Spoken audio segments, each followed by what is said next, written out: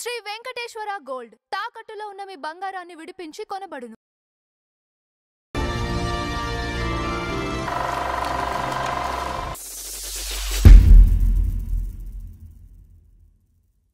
నమస్కారం నందమూరి చంద్రరావు గారు. నమస్కారం అంజబాబు గారు. సార్ ఈ రోజు మన ఫ్లాష్ బ్యాక్ లో మనకి మెసేజ్లు వస్తున్నాయి, మీరు గమనిస్తున్నారా?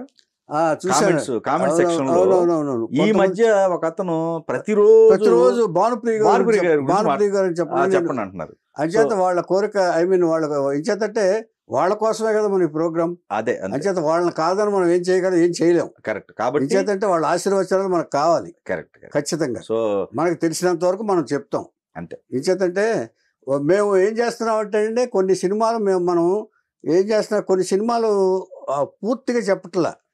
ఎందుకు చెప్పలేదంటే బోరు కొట్టకుండా ఉండటం కోసం మన ఎపిసోడ్లో అంటే ఇప్పుడు ఎన్టీఆర్ ఉన్నారనుకోండి, శ్రీనివాస్ గారు ఒక సినిమాకి పాడాలని చెప్పాను నేను. ఇంకా సినిమాకి చెప్పలేదని కొంతమంది అడుగుతున్నారు. అప్పుడు 3000 పాటలు పాడాలి. అదిను తర్వాత ఆ సినిమాలు కూడా ఆయన అందరికీ పాడానని చెప్పాను నేను. అంతే, చాలు.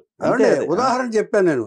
ఎన్టీఆర్కి ఏమో అదే మన ఇంటికి దీపం వెళ్ళాలి, నాగేశ్వరరావు గారికి ప్రేమించి చూడు, మిగతా కాంతారావు గారికి ఇవన్నీ చెప్పాను నేను.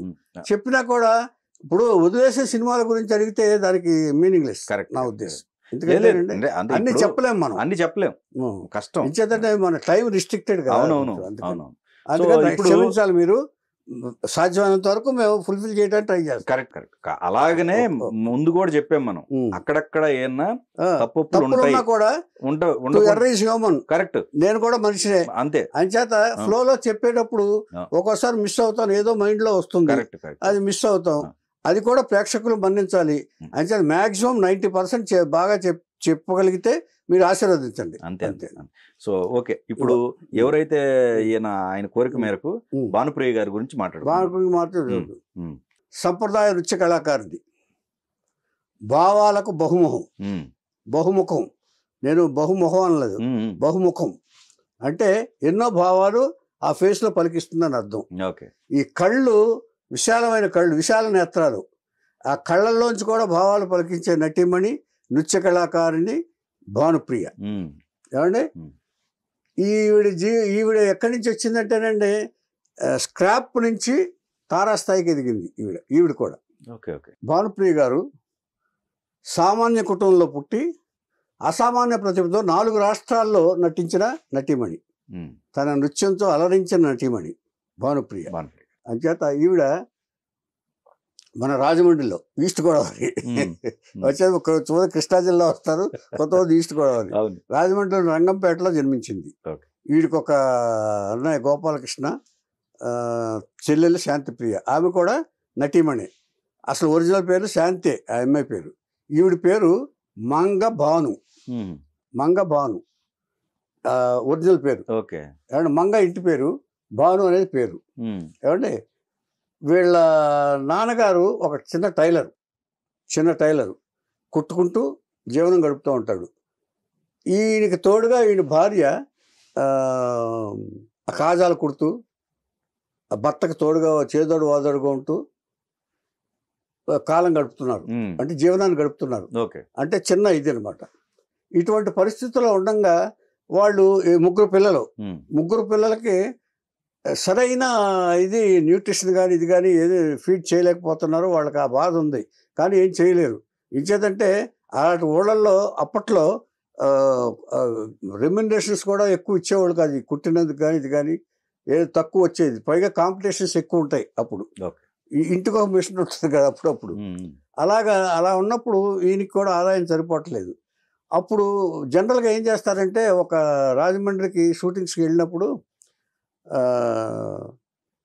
టెంపరీ టైలర్స్ని తీసుకెళ్తూ ఉంటారు అర్జెంటుగా కుట్టడానికి. అట్లా వచ్చినప్పుడు ఒక షూటింగ్ వాళ్ళు వచ్చినప్పుడు ఒక అతను సలహా ఇచ్చాడు ఈయనకి, నువ్వు ఇక్కడెందుకయ్యా, నువ్వు మెడ్రాస్ వచ్చి నువ్వు అక్కడైతే ఏదో కంపెనీలో కాస్ట్యూమ్స్ డిపార్ట్మెంట్లో చేరితే నీకు కంపెనీ ఇదిగా ఉంటుంది, ఫుల్ బిజీగా వర్క్ ఉంటుంది. అంచేత నువ్వు మంచి బాగా పనిచేసావు అనుకో, ఈ కంపెనీ నుంచి ఆ కంపెనీకి ఇచ్చేసుకోవచ్చు, ఒక పేరు కూడా ఉంటుంది నీకు, ఇక్కడ ఎంతకాలం ఉన్నావు నీకు ఇంతే కదా అని చెప్పి ఒక సలహా ఇచ్చాడు. సలహా ఇచ్చినప్పుడు ఇద్దరికి నచ్చింది. నచ్చి ఎలాగైనా సరే అక్కడికి వెళ్ళిపోదాం అనుకున్నారు. 3 పిల్లల్ని తీసుకుని కొంత పోగు చేసుకుని, డబ్బు పోగు చేసుకుని మెడ్రాసు మకా మార్చేశారు. మకా మార్చి తిరుగుతూ పనిచేస్తున్నాడు. ఈయన కొంచెం నిజాయితీ పరుడే. ఎవరు ఈ తండ్రి అనేవాడు కొంచెం పద్ధతి గల మనిషి. ఏమండి, టైలరింగ్ చేస్తున్నాడు కాబట్టి టైలరింగ్ చేస్తున్నా కూడా ఒక క్రమశిక్షణ కలిగిన మనిషి. పిల్లలు బాగా చూసుకోవాలి, బాగా ఉండాలి, బాగా పెరగాలి, బాగా చదువుకోవాలి అని చదివించాలని అని అనుకుంటూ ఉంటాడు. అందుకనే ఇంత కష్టపడుతున్నాడు. ఇప్పుడు ఎవరు చెప్పినా కూడా మెడ్రాస్ వెళ్ళి చూస్తున్నాడు. చూస్తుండగా ఈవిడికి ఏంటంటే పిల్లలిద్దరు నేను ఒక హీరోయిన్ చేసి మెడ్రాస్ వెళ్ళంగానే ఆశ పుట్టేసింది తల్లికి. ఈ టైలరింగ్ జాబ్ ఏంటి అసలు, ఇదేంటిది, ఇది నా పిల్లలిద్దరు హీరో అందంగా ఉంటారు. భానును శాంతి అందంగా ఉంటారు.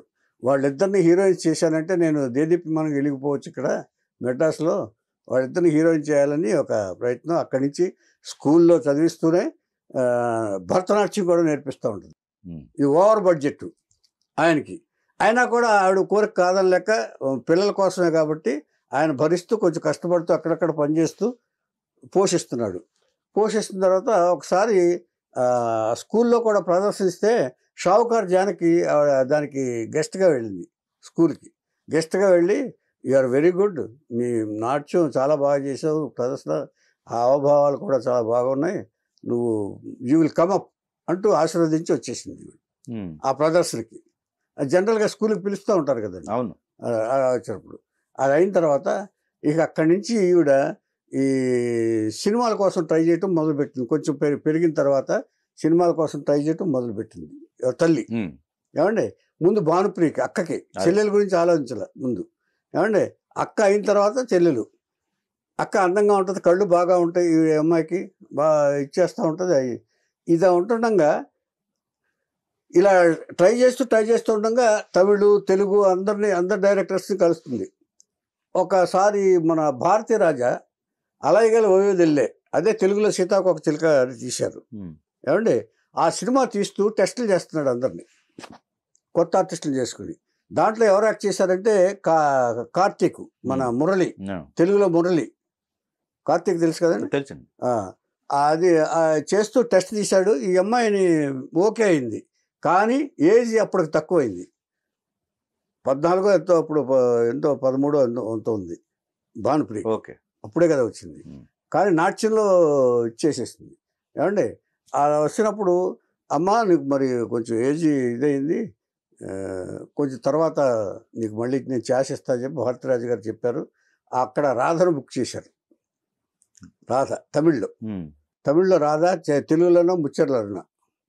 ఏమండి, ఈ తర్వాత ఇలాగే ఈవిడ ప్రయత్నాలు మాత్రం మానలేదు. ఇప్పుడు ఈవిడ ఏంటంటే ఇక నువ్వు ఇట్లాంటి ఈ పిల్లల్ని ఇలా చెడగొడతావేంటి, ఇంకా వాళ్ళు ఎంత చిన్నపిల్లలు, వాళ్ళు ఎప్పుడో 12-13 ఏళ్ళు వయసులో నువ్వు ఎలా తిప్పుతావేంటి ఆఫీసులో తిట్టు అని భర్త గొడవ పడ్డాడు. వద్దు ఆపేసాయి, తర్వాత చూద్దాం, చదువు అయిపోయి ముందు చదువుకొని అని చెప్పి భార్యతోటి ఇచ్చేసాడు. ఇది గొడవ జరుగుతూనే ఉంటుంది. ఇవి తీసుకెళ్తానే ఉంది, ఆఫీసులు తీసుకెళ్తానే ఉంది, చూపిస్తూ ఉంది. మా అమ్మాయి అంటే మా అమ్మాయి డ్యాన్స్ బాగా చేస్తుంది, అన్నీ చేస్తుంది అని ప్రోత్సహిస్తూ ఉంది బాగా. కూతురు తీసుకెళ్తుంది, ఈ అమ్మాయిని ఒక్కదాన్ని తీసుకెళ్తా ఉంది. తీసుకెళ్తా ఉండగా ఇక కొన్నాళ్ళు బాగా గొడవ పడ్డారు. గొడవ పడిన తర్వాత భర్తకు విసుకొచ్చేసింది. నువ్వు మాట వినవు, నా మాట వినవు అని, నీ కర్మ, నీ పిల్లల్ని ఏం చేసుకుంటా చేసుకో అని చెప్పేసి విడిపోయారు. అవును, ఓకే, మళ్ళీ రాలా, విడిపోయారు. అంటే ఆవిడ తన మాట వింటలేదు. వింటలంటే పిల్లల్ని పాడు చేస్తుంది అనే అభిప్రాయానికి వచ్చాడు ఆయన. పిల్లల గురించి, ఆవిడ గురించి కాదు, పిల్లల గురించి. తను చెప్తే పోనీ వింటే పోనీ ఇది ఉండేది. కానీ ఆవిడ ఈయన్ని డామినేట్ చేసేసే క్యారెక్టర్ అది బాగా. పైగా డబ్బు కోసం వెంపర్లాడుతుంది ఆవిడ, సంపాదన కోసం వెంపర్లాడే క్యారెక్టర్ ఈ తర్వాత కూడా తెలుస్తుంది మనకి. ఏమంటే ఎందుకు వెంపర్లాడుతుంది, దానివల్ల ఏమి పరిణామాలు ఏంటనేది చెప్తాను ఇప్పుడు. ఏమండి, ఇది అయిన తర్వాత మీకు తమిళనాడులోనే అంటే మీకు తెలియదు, నాకు తెలుసు, భారతీ వాసు అని 2 జంట డైరెక్టర్లు బయలుదేరారు. ఏమండి, వాళ్ళే బాలకృష్ణకి ఫస్ట్ సినిమా కూడా తీశారు వాళ్ళు అప్పుడు. ఏమండి, భారతి వాసు. వాసు అనేవాడు మేకప్ ఎన్టీ రామారావు గారు ఎంజీఆర్ మేకప్ మ్యాన్ పీతాంబరం కొడుకు. ఓకే. సంతాన భారతి అనేవాడు ఒక సెపరేట్ డైరెక్టర్. వాళ్ళిద్దరూ కలిశారు జంట డైరెక్టర్ల కింద. కలిసి సినిమాలు చేయటం మొదలుపెట్టారు. వాళ్ళు తమిళ్లో మెల్ల పేసుంగళ్ అనే సినిమా స్టార్ట్ చేశారు. స్టార్ట్ చేసి టెస్టులు తీశారు. టెస్ట్ తీస్తే భానుప్రియని కూడా తీశారు. వదిలిపెట్టదు ఇవిడే, అక్కడ ఇచ్చేస్తుంది. తమిళ ఆఫీసులు అన్నీ చుట్టూ తిరుగుతుంది అనమాట. అది ఇలా వెళ్తుంటే ఇక భానుప్రియ సెలెక్ట్ అయింది. సెలెక్ట్ అయిన తర్వాత మెల్ల పేసుంగల్ అనే సినిమా యాక్ట్ చేసింది. యాక్ట్ చేసి అది పెద్దగా పోలేదు. ఆ తర్వాత ఇక మళ్ళీ కొంతకాలం వీడికి స్కూల్కి వెళ్తూ ఇచ్చేస్తుంది. అప్పటికి 15-16 ఏళ్ళు వచ్చేసినాయి. ఈ గ్యాప్ వచ్చి మెల్ల పేసుంగల్ తర్వాత ఒక 2 సంవత్సరాలు గడిచిపోయింది. ఇప్పుడు ఏం చేస్తున్నాడంటే ఈ మన వంశీ, పెద్ద వంశీ లేదండి, ఆ వంశీ ఫస్ట్ మంచు పల్లకి తీశాడు. రెండో సినిమా ఏడు నాగేశ్వరరావు ఇచ్చారు తీయమని. అంటే వాళ్ళ కంపెనీలో పనిచేసాడులేండి విశ్వనాథ్ గారి దగ్గర. రెండో సినిమా తీయమన్నాడు. రెండో సినిమా తీయమన్నప్పుడు ఈయన ఒక నవల్స్ రాస్తాడు. మహల్లో కోయల్ అని ఒక నవల్ రాశాడు. ఆ మహల్లో కోయల్ అని నవల్ రాసి దాన్ని సినిమాకి తీద్దామని అందరూ ఒప్పుకున్నారు. ఆ నవల్లో బాగుంటుంది అని అందరినీ ఒప్పుకున్న తర్వాత కొత్త వాళ్ళతోనే తీద్దాం అనుకున్నాడు ఆయన. తీద్దాం అనుకుని అంటే సుమన్ బుక్ చేశారు. హీరోయిన్ మాత్రం కొత్త అమ్మాయి కావాలి. ఇంచేతంటే ఆ మహల్లో అంతస్తులో ఇది ఉంటుంది కదా, రాజావారి కోటలో బంధింపబడి ఉంటుంది. అంచేత ఎక్కువగా ఎక్స్పోజర్ ఉండదు ఆ అమ్మాయికి ఫస్ట్ హాఫ్ వరకు. అందుకని ఆ కొత్త అమ్మాయిని పెడితే బాగుంటుంది అని చెప్పి టెస్టులు తీశాడు. దాదాపుగా 150-200 మంది తీశాడు. తీసిన భానుప్రియని కూడా తీశాడు. భానుప్రియని తీస్తే ఆ అమ్మాయి కళ్ళు ఇవి ఎక్స్ప్రెషన్, పైగా నాట్యం వచ్చు కదండి, ఆ భావాలు అవన్నీ బాగా నచ్చినాయి వంశీకి ఫిక్స్ చేశాడు. ఎవరికి ఇచ్చేతడు ముందు ఆ కళ్ళ మీద ప్లే చేశాడు ఆయన. ఇచ్చేతడు బయటకు రాదు కదా, అద్దంలోంచి కిటికీలోంచి ఆ కింద సుమన్ డ్యాన్స్ చేస్తుంటే వీళ్ళు వీధి నాటకాడు వాళ్ళు డ్యాన్స్ చేస్తుంటే వాళ్ళు చూడటం, బయటకు రాకపోవటం, ఎవరిని ఇలా పైకి చూస్తే పారిపోవటం, ఇలాగ కొంతకాలం. ఎందుకంటే వీళ్ళు దెబ్బతిన్న జమీందారులు. శరత్ బాబు కోట్ వేసుకుని బయటకు జమీందారు భారీగా తిరుగుతాడు, బట్ లోపల మాత్రం చిరిగిన బట్టలు ఉంటాయి. సో దీన్ని కప్పిపుచ్చుకోవడానికి ఆయన తర్వాత కోర్టు కేసులో తిరుగుతున్నాడు. జమీందారీలు పోయి కోర్టు కేసులో ఆస్తి రావాలని తిరుగుతున్నాడు. ఆస్తి వస్తే చెల్లెలు పెళ్లి చేద్దామని ఆయన అభిప్రాయం. చెల్లెలు బాగా చూసుకుందామని. ఒక్కదే చెల్లెలు ఈయనే మిగిలారు ఆ కుటుంబంలో, ఆ ఫ్యామిలీలో. ఏమండి ఇలా జరుగుతుంది కథ. జరుగుతున్నప్పుడు అక్కడ సితార దాంట్లో అక్కడి నుంచి సినిమా స్టార్ అవటం, ఈ బయటకు వచ్చేసి రావటం, సుమన్ ఎంకరేజ్ చేయటం డ్యాన్స్ని, ఆ తర్వాత సినిమా వాళ్ళు బుక్ చేయటం, సినిమా స్టార్ అవటం, అదంతా సితార. అది బాగా హిట్ అయింది ఫస్ట్ సినిమా. దానికి సినిమాకి వచ్చింది, ఈ అమ్మాయికి రాలేదు కానీ సినిమాకి నంది అవార్డు వచ్చింది. ఏమండి ఇట్లా ఉంటుండగా ఇక వంశీ ఈ అమ్మాయిని వదిలిపెట్టలే, భానుప్రియ గారిని వదిలిపెట్టలే. ఇమ్మీడియట్గా ఈ పక్షుల పరిశోధన మీద అన్వేషణ అనే సినిమా తీశాడు ఆయన.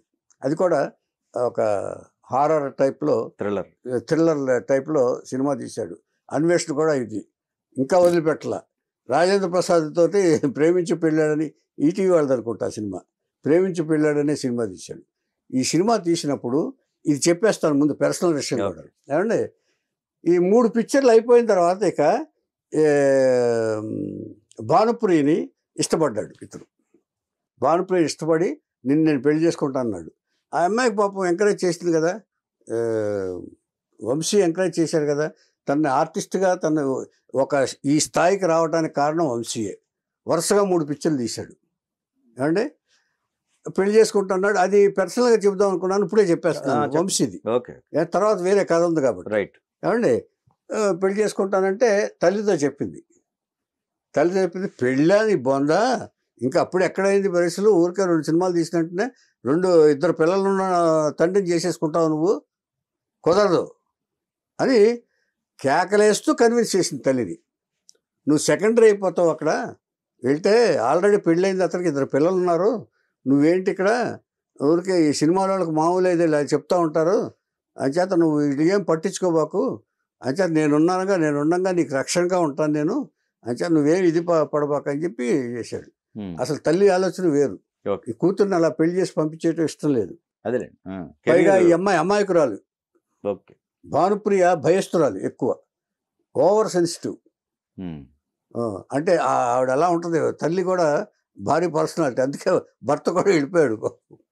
ఏమంటే అయిన తర్వాత ఇది ఇలా జరుగుతుండగా ఈ 3 పిక్చర్లు అయిపోయేటప్పటికి ఈవిడ వరంలాగా ఈవిడ నాట్యానికి తగినట్టుగా కథలు రాసే డైరెక్టర్ ఒక ఆయన ఉన్నాడు కదా, ఆయన కె. విశ్వనాథ్ గారు. ఆయన ఒక సినిమా కథ తయారు చేశాడు. ఈ సితార్లో యాక్ట్ చేసిన తర్వాత ఈ భానుప్రియ గురించి తెలుసుకున్న తర్వాత విశ్వనాథ్ గారు భానుప్రియని బుక్ చేశాడు ఆయన వెంకటేష్ తోటి. అది స్వర్ణకమలం. ఏమండి ఫస్ట్ అదే నాట్యం అంటే ఇష్టం ఉండదు. తర్వాత అసలు ఆ ఒక్క పాటలో హావభావాలు, అందెల రామిది అని పదములదా అంటూ ఒక పాట ఉంది కదా, 6 నిమిషాలు ఆ పాటలో మొత్తం ఎక్స్ప్రెషన్స్ అదరగొట్టేసింది భానుప్రియ. నేషనల్ అవార్డు వచ్చింది. National award. ఏమండి ఎందుకంటే అయితే ఆవిడలాగా డ్యాన్స్ చేసేవాళ్ళు లేరన్న పేరు అప్పట్లో వచ్చేసింది. భానుప్రియకి అభిమానులు స్వర్ణకమలంతో పెరిగారు. ఏమండి ఎందుకంటే డ్యాన్స్ బాగా ఎక్స్పోజ్ చేసింది ఈయనే. వంశీ ఏం చేశాడంటే ఎక్స్ప్రెషన్స్, కళ్ళు, వీటి మీద ఎక్స్పోజ్ చేశాడు. పూర్తిగా ఆవిడ కళని వాడుకుంది కె. విశ్వనాథ్ గారి. ఇలాగ విశ్వనాథ్ గారి స్వర్ణకమలం తర్వాత ఇక బాలచంద్ర గారి దృష్టి పడింది. బాలచంద్ర గారి మరి కొత్త వాళ్ళని వెతుకుతాడు కదా ఆయన కూడా. మనకి ఆయన దర్శకత్వంలో అళగన్, ఆయరారు అని 2 చిత్రాలు తీశాడు ఆయన బాలచంద్రుడు. ఇక తర్వాత చిరంజీవితో కనెక్షన్ వచ్చింది. ఫస్ట్ చిరంజీవితో విజేత సినిమా, అల్లు అరవింద్ గారి సినిమా చేసింది విజేత. తర్వాత వెంకన్నబాబు సినిమా దొంగమూడులో చేసింది. చిరంజీవితో చెప్పాల్సింది ఏంటంటేనండి, వీళ్ళు ఎక్స్ప్రెషన్స్ కంటే ఎవరు బాగా డ్యాన్స్ చేస్తారు అనేది వీళ్ళిద్దరూ పోటీ పడేవాళ్ళంట. చిరంజీవితో రాధ గారు అంటారే, ఏది కాదు రాధ సెకండ్. ఫస్ట్ భానుప్రియ గారు. ఫస్ట్ భానుప్రియ. ఎలాగంటే భానుప్రియ ఏమో చిరంజీవి గారు ఎలా చేస్తున్నారు ఆయన లెగ్స్ చూసేదట. ఆయన లెగ్స్ చూసి, అంటే ఇప్పుడు దాంట్లో రొమాన్స్ పండించాలనుకోండి, ఆ పాటలో రొమాన్స్ చూసేవాళ్ళు కదా ఇద్దరు కూడా. ఈవిడ ఎలా చేస్తుంది, ఆవిడ ఎలా, ఈయన ఎలా చేస్తున్నాడు అని ఇద్దరు. నెక్స్ట్ రాధ వచ్చింది, జాయిన్ అయింది. అంటే రాధ ముందే అనుకోండి, ఈవిడ కంటే ముందే. కానీ చిరంజీవి గారితో కనెక్షన్ ఉందనుకోండి. అయినా కూడా భానుప్రియ గారు చేస్తూ నాకు ఆనందంగా ఉంటుందని ఆయన కూడా స్టేట్మెంట్ ఇచ్చారు ఆయన, చిరంజీవి గారు కూడా. ఏమంటే విజేత, ఏమంటే ఖైదీ నంబర్ 786, ఇలాగ వరుస సినిమాలతో అయిపోయింది. ఇక బాలకృష్ణ గారు, అనసూయమ్మ గారు అల్లుడు, అల్లరి కృష్ణయ్య, భారతంలో బాలచంద్రుడు, ఇలా వరుసగా. బాలకృష్ణుడు ఇంకా తిరగబడ్డ తెలుగు బిడ్డ, అశోక్ చక్రవర్తి, ఈ 2 సినిమాలు కూడా చేసింది. తర్వాత జంజాల, మొగుడు పెళ్ళాలు. ఇక అంతకంటే ప్రభాస్తో కూడా చేసింది. ప్రభాస్కి తల్లిగా చేసింది. కాకపోతే ఛత్రపతి హిందీలో ఖుద్గర్జు, ఇన్సాఫ్ కి పుకార్, మార్ మిటేంగే ఈ సినిమాలో చేసింది. అటు భానుప్రియ. ఈ తర్వాత ఈవిడ వెనకాల ఫాలో అయింది శాంతిప్రియ, చెల్లెలు. ఆవిడ గురించి తర్వాత చెప్తాను ఇందులో లేకుండా. నిజాం శాంతిప్రియ గారి గురించి చెప్పలేదు అనుకుంటారేమో. నేను తర్వాత ఆవిడ సెపరేట్ ఎపిసోడ్ ఆవిడది కూడా చాలా ఉంది, అందుకని ఆవిడ తర్వాత చెప్తాను నేను. ఏమండి ఇది అయిన తర్వాత ఇక ఇలాగ కన్నడ, తమిళ, హిందీ, తెలుగు, ఈ అన్ని భాషల్లో, మలయాళంలో కూడా 2 సినిమాలు చేసింది. ఏమండి ఇలా అన్ని భాషల్లోనూ సినిమాలు చేస్తూ దాదాపుగా 140 సినిమాలు చేసింది. ఈ సినిమాలు చేస్తూ కూడా ఏం చేసిందంటే ఈవిడ నాట్యాన్ని వదిలిపెట్టల. ఎక్కడ అవకాశం వస్తే అక్కడ ప్రోగ్రామ్ ఇస్తుంది ఆవిడ. ఇదివరకు కూడా ఒక శ్రీనివాస్ కళ్యాణం అనే సంథింగ్ ఏదో ఉన్నాయి, డాన్స్ దీంట్లో ఉన్నాయి. ఆ ప్రదర్శనలు ఇచ్చేది, వీళ్ళ ట్రూప్ ఒకటి ఉంది, ట్రూప్ని ఇచ్చేస్తూ. ఇలా ఒక ప్రదర్శన చేస్తున్నప్పుడు ఏం జరిగిందంటే, సుమతి కౌశల్ గారు ఉన్నారు కదా, ఆవిడ కొడుకు ఉన్నాడు ఆదర్శ్ కౌశల్ అని. వాళ్ళు ఒక డ్యాన్స్ ప్రోగ్రామ్కి వచ్చారు.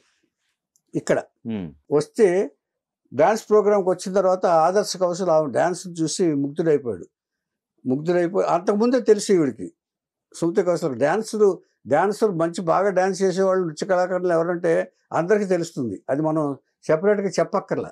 ఎక్కడెక్కడ ఎవరున్నారో కూడా తెలుస్తుంది. తెలుగు ఫీల్డ్లో ఎవరున్నారో, హిందీ ఫీల్డ్లో ఎవరున్నారు. ఏమంటే ఆదర్శ్ కౌశల్ భానుమతికి ప్రపోజ్ చేశాడు. ముందు తల్లికి చెప్పాడు, ఉమ్, అమ్మా నాకు ఈ అమ్మాయి అంటే ఇష్టం, నేను చేసుకుంటాను అని చెప్పాడు. ఈవిడికేంటి నృత్యం డ్యాన్స్ తన ప్రొఫెషన్ ఉంది కాబట్టి, నృత్యం బాగా చేస్తుంది కాబట్టి, డ్యాన్స్ బాగా చేస్తుంది కాబట్టి ఆవిడకి ఇష్టమైంది. ఉమ్, ఇష్టమైన తర్వాత భానుప్రియకి చెప్పారు. భానుప్రియ ఏమనుకుంది, ఇలాంటి గొప్ప కళాకారుని ఇంట్లో కోడలుగా అడుగు పెట్టడం అదృష్టం అనుకుంది ఓకే, అన్నిటికంటే. అదే. ఏమండి, ఇతను ఏంటంటే ఇంటర్నేషనల్ ఫోటోగ్రాఫర్ అక్కడ అమెరికాలో, నాట్ హియర్. ఉమ్, సితార్ కూడా వచ్చు వీడికి, ఈయన సితారా వచ్చు. అందుకనే అంటే musical family, musical dance family వీళ్ళిద్దరిది. వీళ్ళ అన్నయ్య కూడా రవిశంకర్ దగ్గర తబలా నేర్చుకున్నాడు. ఎవరో ఆదర్శ కౌశల్ అన్నయ్య ఓకే, రవిశంకర్ దగ్గర తబలా నేర్చుకున్నాడు. ఏమండి, అయిన తర్వాత ఇక ఈయన ప్రపోజల్ పెట్టేటప్పటికి ఇప్పుడు దీన్ని తల్లి దగ్గర పెట్టింది. మళ్ళీ ఒకసారి వంశీ గురించి పెట్టింది, అవును, ఇప్పుడు మళ్ళీ ఆదర్శ కౌశల్ గురించి చెప్పింది. ఇప్పుడు కూడా అదే పాట పాడింది ఆవిడ. ఉమ్, వాళ్ళ దాంట్లో పెళ్ళేంటి అసలు, ఇప్పుడప్పుడే నీకు పెళ్ళేంటి, పెళ్లి చేసుకోవడానికి వీల్లేదండి, నేను తీసుకెళ్ళిపోతాను అమెరికా, అది తీసుకెళ్ళిపోతే ఎట్లా అక్కడ ఏం చేస్తారో తెలీదు, అందుకని నువ్వు పెళ్లి చేసుకోవడం వీల్లేదు, అసలు వాళ్ళతో పెళ్లి చేసుకోవడం వీల్లేదని చెప్పి. ఉమ్, కానీ ఇప్పుడు ఈవిడ వయసు ఎంతో తెలుసండి, 31 సంవత్సరాలు. ఓకే, 31 సంవత్సరాలు. ఇప్పుడు ఈవిడ ఆలోచించింది. సో వంశీని అడిగినప్పుడు తల్లి ఇదే చెప్పింది. ఇప్పుడు వీళ్ళ గురించి చెప్పినప్పుడు కూడా ఇంత వయసు అయిన తర్వాత, నేను ఇన్ని సినిమాలు చేసిన తర్వాత, ఇంత వయసు అయిన తర్వాత కూడా తల్లి ఇదే చెప్తుంది. అంటే నాకు పెళ్లి చేసే ఉద్దేశం తల్లికి లేదా అనే డౌట్ స్టార్ట్ అయింది.